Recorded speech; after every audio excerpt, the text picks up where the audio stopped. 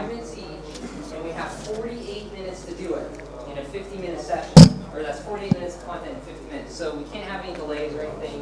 No question and answer, I'm sorry. I have to get to my side. But yeah, so between presenters, the slide deck goes a minute. So once we start the slide deck, it just does its thing, and we wait. So presenters, the last 2 slides of yours have a stop sign. You need to stop, because we just got to switch. Occasionally that's in the middle of a sentence. That's just sorry. And then when the 2 slides come up that introduce you, you can just start when you want. You don't have to wait. So the official start. Any questions? So, okay. So that's. So I guess we have another minute for people to come in, and we're getting another mic. So. If he turns on. Hi. Firstly, my name is Fernando Vargas. I am an Alfresco developer working at Syslog. My lightning talk is about Alfresco and Splunk integration. It's an integration to show log message within an Alfresco share dashlet. I think that it can be very useful to Alfresco administrator users. The first question is, what is Splunk? Splunk is a tool to collect and harness all your machine data and index them to allow search or define alerts. Okay, the index, the Splunk can be the index from any data source, and it can be, Splunk allows define forwarders to deploy in any remote system. This forwarders send the information to Alfresco, to Alfresco, to Splunk instance and for performing this data. Splunk also allows the scalability to work with tens of terabytes of data. Okay, and in this point of the presentation, I will talk about the log management of Splunk and REST API of Splunk, because I used it to the sample for this presentation. Okay, the benefits of Splunk log management are 3, basically. The first one is investigate.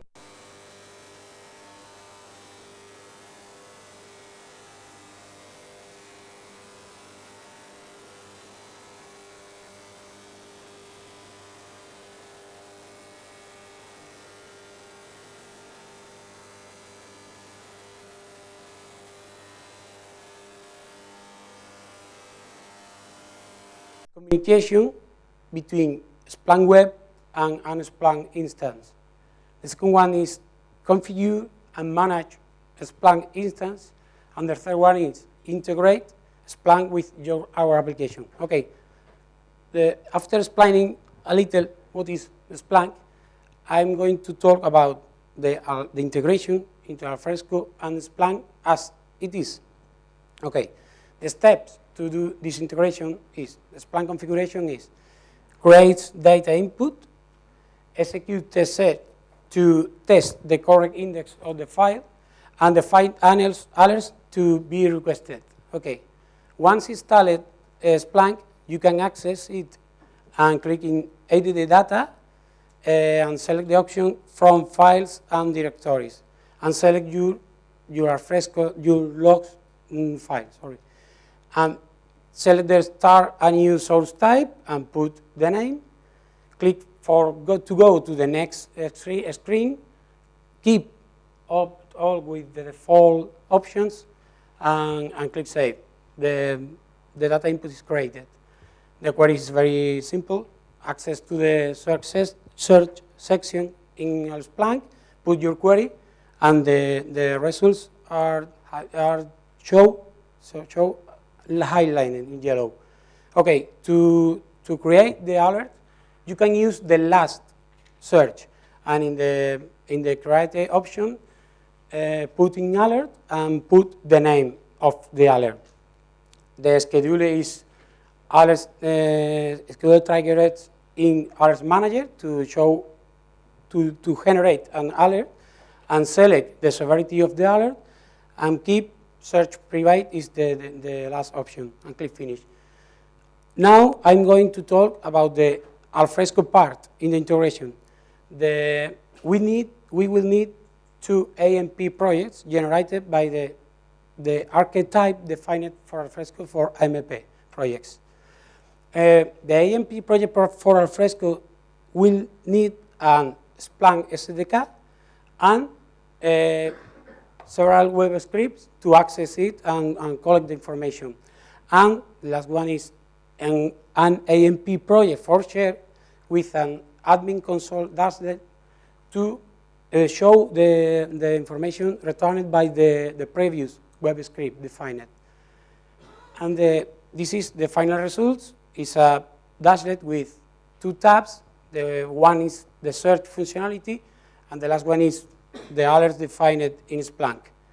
Okay, to do this lightning talk, I use only 2 resources: is the Splunk website and the Alfresco wiki to define the AMP projects, the environment architect, and that's all.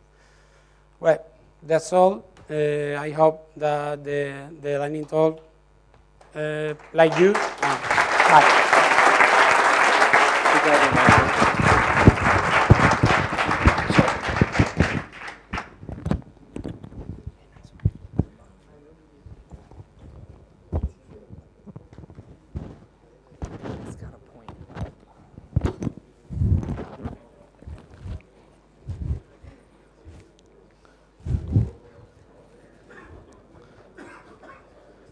So, welcome aboard. My name is Sebastien Marchand. I am a technical consultant at SQLI Group. And during the next 5 minutes, I will talk to you about MyBatis usage in Alfresco custom extensions. So first, let's have a look to the MyBatis framework. With this famous Java persistence framework, all SQL statements are defined by hand, so you can get the full control of SQL execution.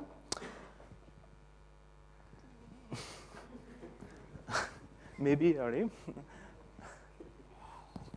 But hopefully there's a cool API to execute statements, so no more infamous GDBC glue code is needed. In Alfresco, MyBatis is used since 4 years and has progressively replaced Hibernate. Now, only MyBatis is used for the persistence layer, so it's now more scalable and more predictable. But why using MyBatis in your custom extensions? First use case, custom access to existing tables, often outside of the Alfresco's meta model. For example, to perform a custom search query on activities table. Second use case, accessing new custom tables when Alfresco's repository meta model doesn't suit for your data in very, very rare situations. Now let's consider MyBatis usage step by step, defining dedicated Spring context, defining MyBatis configuration, defining SQL mapper, and finally using it in your CRUD. And maybe dealing with vendor-specific SQL. Let's go to the first step. In Spring context, you just need 2 things to integrate MyBatis in your extensions. Define a SQL session factory, referencing data source and the MyBatis configuration file, and the SQL session template. Okay, this is the this is the MyBatis configuration. In this file, you define Java types used with your statements, and the mapper file containing SQL statements. This is the mapper file. You can define the SQL query, and you just specify the input object, output object, and the mapping inside SQL query template. The result columns, okay. Finally, you inject the SQL session template in your DAO implementation. And you can execute the SQL query with just a single line of Java code. Yeah, piece of cake, quickly. And an extra step, you can use vendor-specific features in your SQL, but you need to decline the consonant statements for each supported database type. And now let's consider a real-world example, the social top dashlet. This dashlet shows people tops based on seat activities with a configurable policy for score calculation. It's open source, so you can download it and study it if you want. And you can find some advanced examples, like this dynamic SQL query with a for each tag. Of course, we will get a complete configuration example. Okay. To conclude, best practice. It's time for best practice. The first and the most important one, avoid usage of MyBatis each time it's possible. And of course, this advice is applicable for any other way to directly access the database. So when you need to query repository model, prefer high-level languages like CMES. In the same way, avoid custom database tables and prefer custom models each time it's possible. So be aware of vendor-specific SQL. You must test your extension against each database type you need to support. And each time standard SQL doesn't fit, you must decline your SQL templates. If you really need to add custom tables, think to write an upgrade patch embedded in your extensions, so the patch process will automatically create new tables, constraints, and indexes. It will be especially useful when database is frequently dropped, for example, in some development environments. And to get help, you will find the most complete and relevant example in Alfresco itself. So be ready for a deep dive in Java code and XML files in Alfresco source code. And, but finally, sometimes you need to use MyBatis features never used before in Alfresco. So it's good to keep MyBatis official documentation as a favorite in your browser. And this is the end. Thank you for your attention. And later, you could get this presentation on SlideShare, contact me on Twitter, and download Social Tops on GitHub.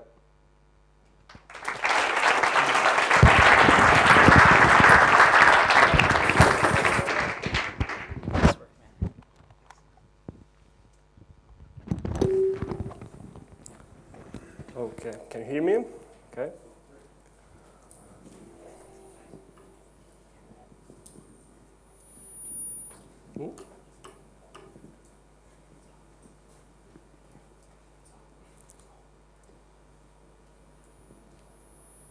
Okay, my name is Piergiorgio Lucidi. I work at SourceSense as an open source ECM specialist. I'm also a certified Alfresco instructor. I'm a wiki gardener of Alfresco, a contributor of the community. I'm also an author and a technical reviewer for Packet Publishing. I'm also a contributor of the Apache and the JBoss community. And yes, as you can imagine, I will not have free time for the rest of my life. So I will try to explain you some tips about how you can create some portlets for your portal. So typically, we need a portal when we have to aggregate content, and not only content. So we have some different applications, and typically, we have some applications based on different technologies. We need an extremely dynamic features for our websites. We need a page-centric approach, and we have the main goal to deliver enterprise services for these solutions. So now portals have some support tools to configure these enterprise services. So for example, the authentication, authorization, and for example, some import and export tools. So what is a portlet for a portal? So typically it's a basic component that allows us to show a fragment of the content in each page. So there is a permission schema for this page, but we can implement these portlets using bridging and wrappers. So wrappers, in this case, we are using web scripts. So it could be an agile approach, and why not? It's fun to implement portlets using web scripts. So we have two main ways to implement portlets using web scripts. So we have a local way. So this means that we can use the web script frameworks itself, so locally using the web script portlet.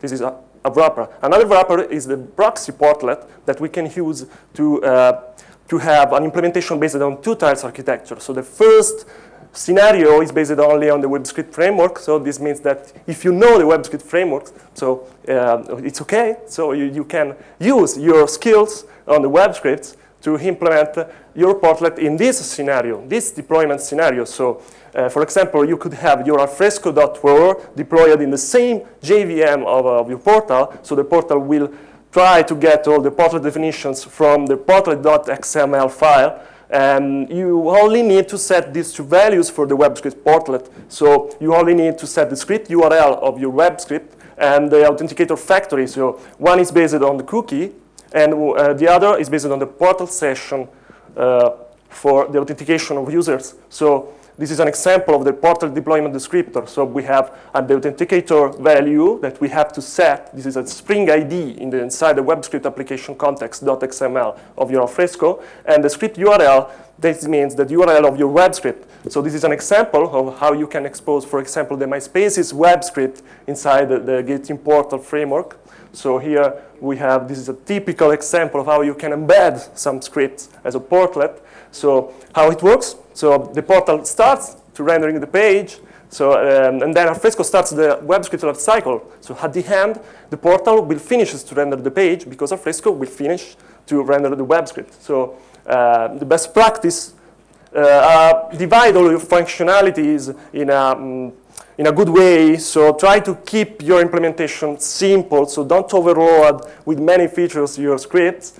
And use Ajax calls to create some manipulation features. So the next step, the other way, is to use a two-tier architecture. So we have the Spring Surf architecture. We are using the proxy portlet. So we have some presentation web scripts in our client application inside the portal. And we have some data web scripts in the other layer, the backend layer. So again, we have our application that exposes these portlets inside the same JVM of the portal. The portlet XML, in this case, is inside the shell application. This is an example of how you can configure this proxy portlet inside the shell application. This is the shell repo browser that you have out of the box inside Alfresco. So you only need to set a URL. And you can expose a surf page or a surf component. So it's great. This is an example of the repository browser of share that you can expose in a portal. How it works again. So the portal starts to render the page. And Alfresco starts to render, using the proxy portlet, all the component, the Spring Surf life cycle. And then at the end, the portal will render the final page, the final section, the final fragment for the portlet. So the best practice here, you can configure the single channel features from the share application and the external authentication from the Alfresco application. In this way, you don't need to take care about authentication because Alfresco do it for you. You can divide each functionality thinking about the portal usability. So again, keep your implementation simple. Don't overload too many features inside the portlet. So thank you for your attention.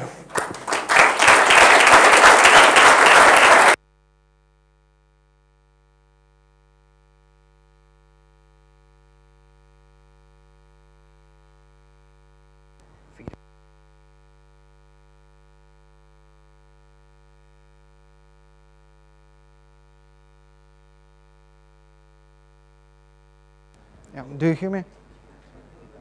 No? Yeah. Do you hear me? Yeah. That's cool. Hello, everyone. My name is Alexey, and today I would like to tell you about org chat extension for Alfresco that was developed by one of our partners. And so usually in your company you have something like organization structure that we call org chart, and if you do not know everyone in your organization personally, then it may be really hard for you to assign tasks to people. And this is when org chart really helps you, because it's quite easy to go through organization structure, to click on department, to see roles specified for department users, and try and find who is responsible for it. And here's the first use case. You want something to be done, but you don't know the right person to assign task to. And how should you find assignee in this case? And if you have org chart, then things become much simpler, because you go in through organization structure, find unit, find department, find role, and just pick up the right user and assign task to the right guy. And if you want to configure org chart in your workflow, and it's quite simple, you just add this line to share config custom, and after each share will render picker for your form. And another example is, just imagine you're going to business trip, and your accountant and manager are to approve your trip. So the problem is that in this structure, Alice from department 1 needs approval from Alice manager from this department, but the Bob, who is from engineering, he needs approval from different people, from Bob's manager and Bob's account, and this situation cannot be covered just using users and groups, because they do not take workflow context into account. And in this situation, here is an example of role-based task assignment done with activity. You just explicitly specify role, you specify manager from department 1, and the user who currently holds this position will be resolved and task will be assigned. In this situation, we assign task for current user manager.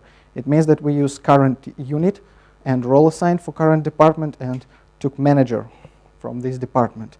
And to achieve this, you just use 0 in curly braces. That means you are going to use current user unit.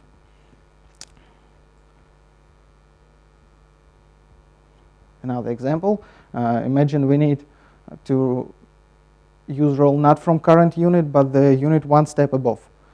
So in this case, for user from department 1, we need approval, for example, from manager from head office.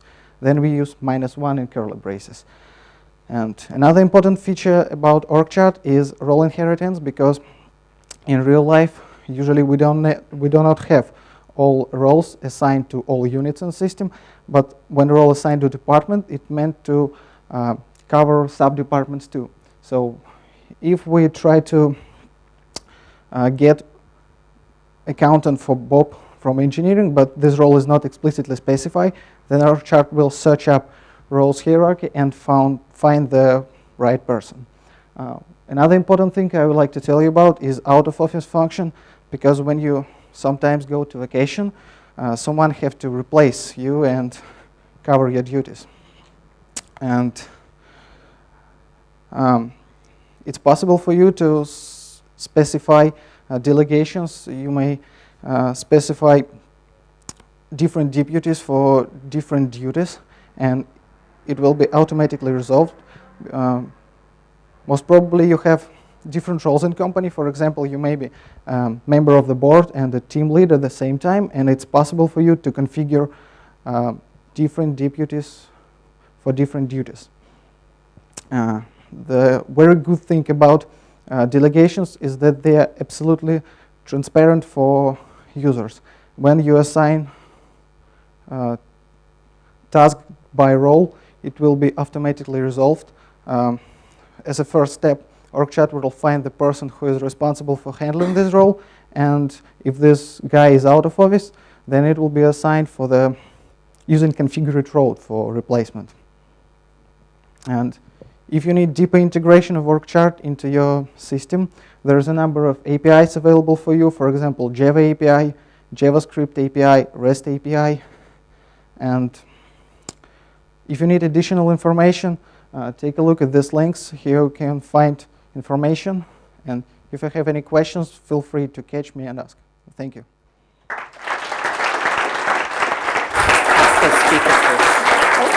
Hey, Excellent, excellent.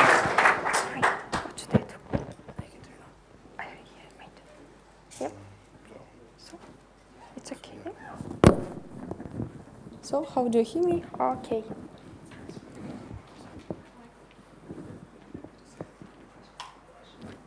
I think we have a small break for 15 seconds.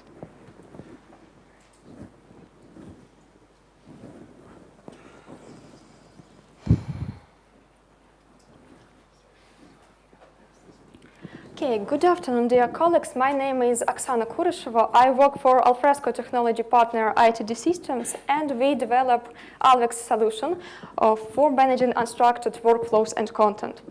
So we faced with one issue in our projects, and I want to tell you how we solved it using Alvex. So sometimes your workflows are too complex to use them as they are. You can draw a monstrous diagram, but you cannot be sure that it will cover all scenarios.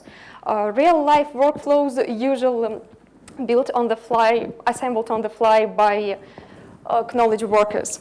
As an instance, Alfresco DevCon organization. It consists of a lot of small parts that should be done in parallel, that link to each other, and that can be changed dynamically. For example, last year there were no lightning talk session. This year we have this session.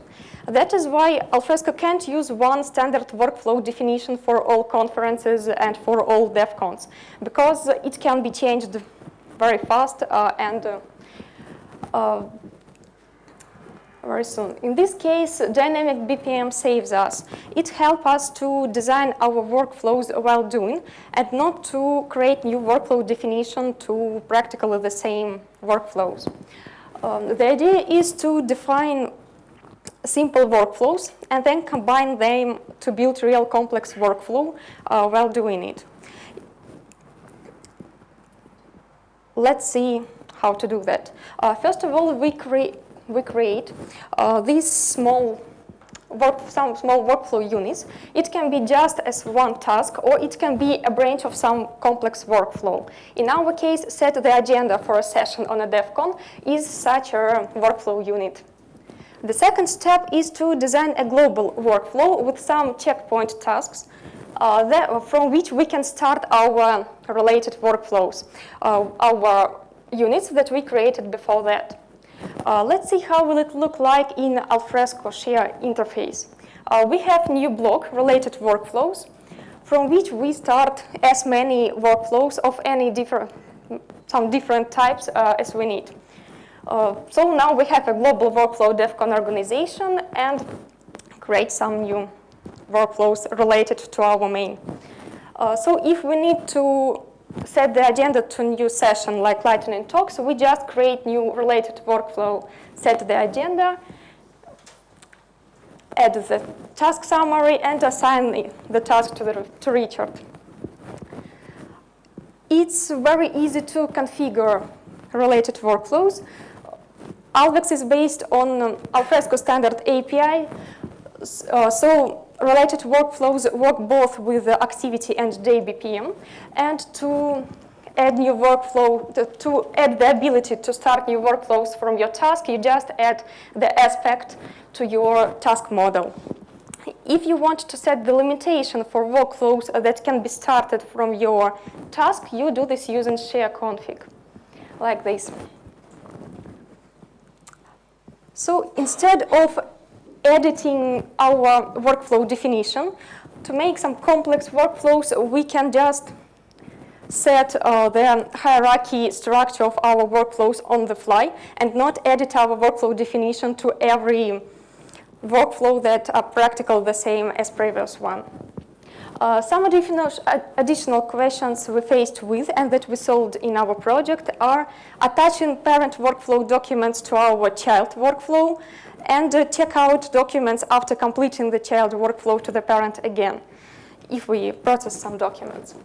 As a result, we can build one standard workflow definition for many similar business processes that are different only in few stages and not to edit our workflow definition.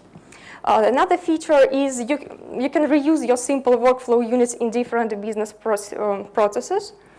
Like I was said, the agenda can be reused in DevCon organization, some partner event organization, and so on. Or you can just create one small, simple workflow, like assign a task, and then create as many related tasks as you need to build your workflow on the fly. So Alfresco provides different features for real-life workflow building. You can see on the screen now some of these features. Alex told you about another feature, org chart, before that. So you can find us at www.alvexcore.com, forecast on GitHub, and I will happy to answer your questions during the break. Thank you for your attention.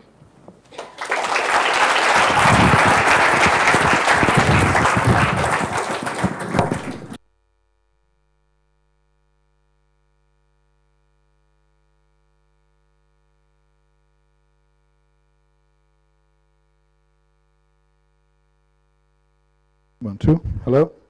Okay, attention please. Do not pick up stuff from the floor now. All oxygen has been used here, so there's a carbon sea on the ground. It may be dangerous.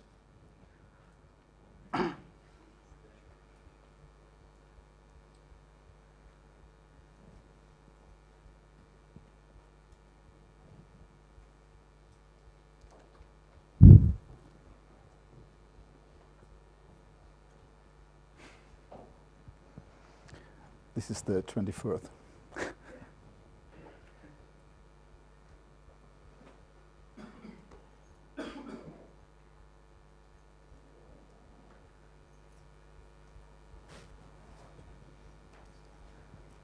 Okay, let me introduce myself. My name is Lothar Markle. I'm from ECM4U, a company that delivers services, solutions, and modules for Alfresco DMS. We also operate the ECM Market website, which is a marketplace for Alfresco modules. To reuse or reinvent, this is a question we all ask ourselves if we are faced with new requirements of any project. Reuse seems obvious, but in fact, we observe it's not. So why is it so, and what can we do about it? The benefits of reuse seems clear. First of all, we do not like to do things that have been done already. We want to do new things. Also, you can proceed faster in projects. You can improve quality. You can also do really effective risk management by doing risk mitigation and have code that has already been tested and been in production somewhere else. So there are also bad things of reinvention, like why is it a bad idea? For example, this, of course, leads to code duplication, which is a bad principle on its own. Or also,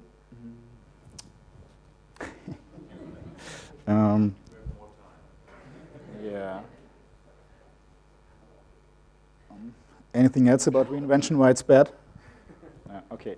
Well, but the perspective of the boss is somewhat different in the sense that, hey, if now everything goes faster, will it shrink my project budget and or my overall turnover?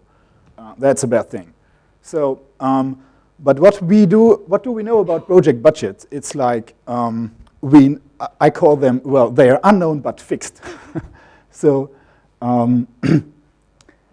this means project budgets are made up first before there are any real estimates done or there were requirements set up. So different kind of requirements in a project. We have the big basics and where you cannot remove anything. You have the features which made up the real business case and excitements that are the real choice of use for your thing. So the basics take up a bigger part of the project budget and time, and the idea is now you just have the basic requirements are the best candidates for reuse because they are the most general ones. So just reuse here in the basics, and you have more time and for features and excitements left because the budget is unknown but fixed. Okay.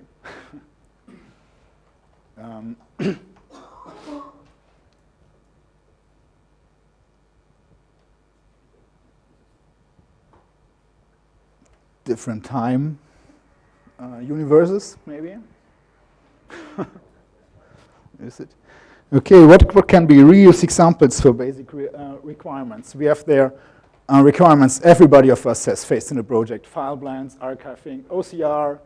The standard Fiora capabilities are not enough. There have to be annotations, email review, CAT files, or on a technical level as well, more scripting, template-driven, multi-part mails, decent form controls. And yesterday from the SAP talk, the master data is also always the case. Without master data, there's no much real fun to integrate with any other system in a company. Yeah, there can be quite a lot of stuff, but anything what was here will take up 5 to 10 days at minimum, or 15, to implement it in a really good way and with decent quality. So this is where you can see where reuse really has a big effect.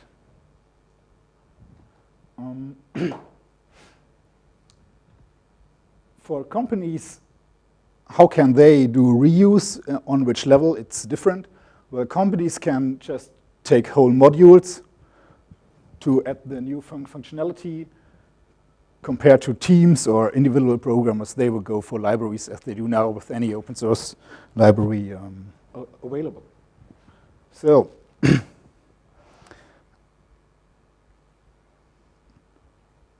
yeah, you can have to find some modules, of course. Well, you can go to the ECM marketplace, where you can find commercial and supported ones, or Alfresco add-ons. There are in the add-ons directory, there are a lot of modules listed, quite more than there, but it's free and commercial stuff. And all the other known places everybody knows around. So this is what the story was about. And John Newton snatched at my presentation. In fact. Nice. Okay. Probando. Funciona. Okay, okay.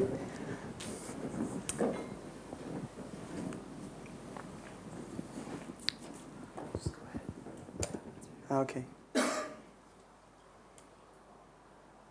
Okay. Hi to everyone, and welcome to the second session of Lightning Talk. My name is Ivan Arroyo. I am an Alfresco developer at Syslog. And I can say that I have worked with Alfresco from my beginnings. And today I'm going to talk about the audit and the Syslog integration. What is the audit? Okay. Alfresco.debox let's monitor the interoperation in the repository with Alfresco Audit API. Thanks to this API, it's possible to know what event happened in each moment. Now I'm going to talk about the components that are part of the Alfresco Audit API. The data producer defines the component that produces data that might be audited. Data producer do not need now anything about how data is stored. Data is generated and sent to the audit component. The data is audited if it has a valid mapping path pointing an audit application in the audit configuration. The audit application defines how data is mapped, extracted, and recorded. The audit component do the principal audit operation, as for example, do disable or enable the audit, customize the output of the audited data, save, clean, and do query of the audited data, etc. Okay. The data generator is a component that produces data without any input. And the data extractor is a component that uses any input data to produce some output. All this audited data can be queried by our script. This provides a great help when you want looking for the audit information. Some available parameters are these for limit, value, from time. Unifying all of the above, let me show an example. Imagine that you have configured the audit configuration prepared to audit the node creation. Then a user will load a document. Its action is perceived by the data producer, and the data producer generates a data. Its data is sent to the audit component. The audit component verifies if it has a valid mapping path pointing an audit application in the audit configuration. If exists, this data is processed by data extractor and data generator, and it's saved into database. After you can do queries about this data with the web script. As we saw before, the audit data is saved into database. It has some advantage, for example, quite tight response for searching, and some disadvantage, for example, a large volume of data can be audited and the database can become heavy. Then, so why not change or add a new way of handling the output of audited data? It's where comes into play a system called Syslog. What is Syslog? Syslog is a standard for computer data logging. It separates the software that generates messages from the system store them, and the software that reports and analyze them. Okay. The configuration of Syslog is done in this file, syslog.conf, where you should specify the rules to follow. The rules consist in the facility value which determine what process of the machine create the messages. To manage our log by Syslog in Alfresco, you should add a new appender in the log4java file. As you see. Wait. Okay. Another good integration could be with Syslog could be log rotate. It's a tool to do the easy administration with the system use a large volume of log files. And now I'm going to show the quick demo.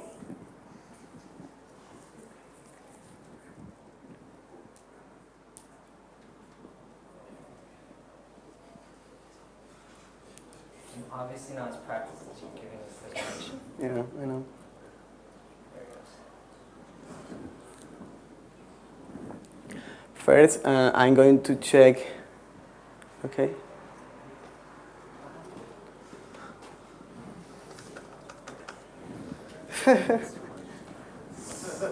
Oh. So this will take a minute.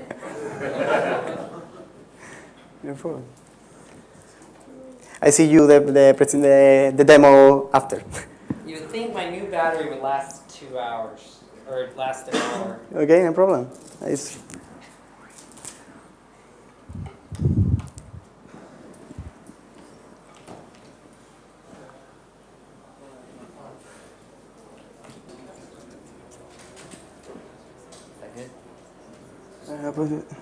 Okay. You can check that both system of the output of the audit data are activated. Then I will load a document. Okay. Now I'm going to see that a new entry has been created. Now I'm going to see that the same audit entry is created in the log file. It is the integration with Syslog. All audited data is saved into the log file. It is the finale of my quick demo.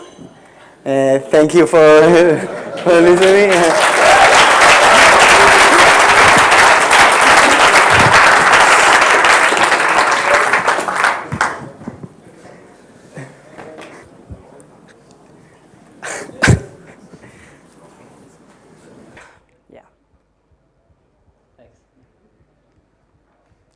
Hi, I'm Bhagya.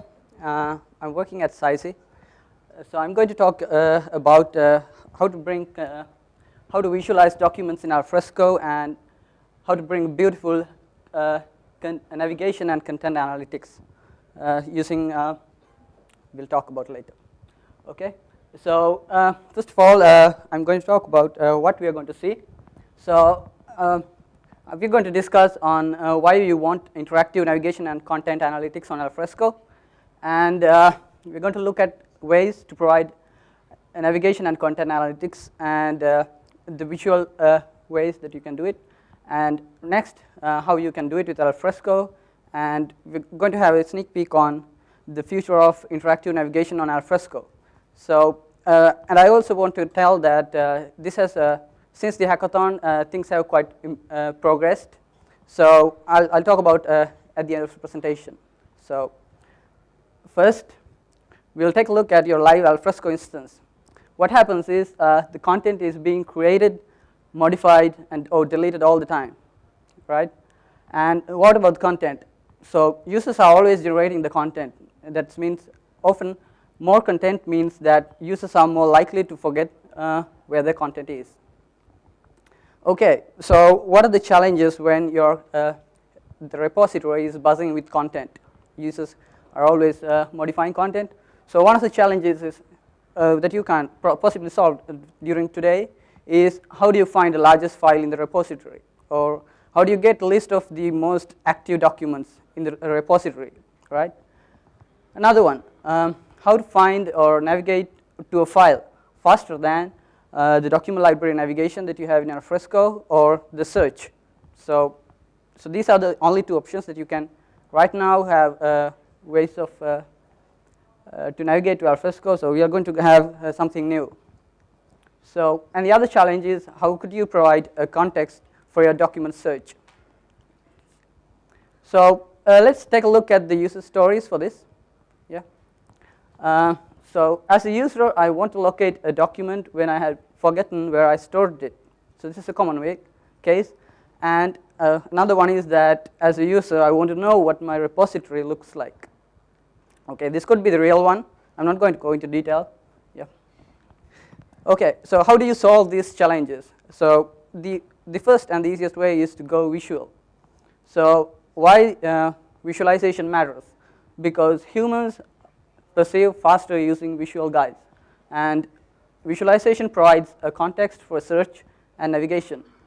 So how do you visualize a repository? So one of the ways is to use a diagram like this. So this is a tree map.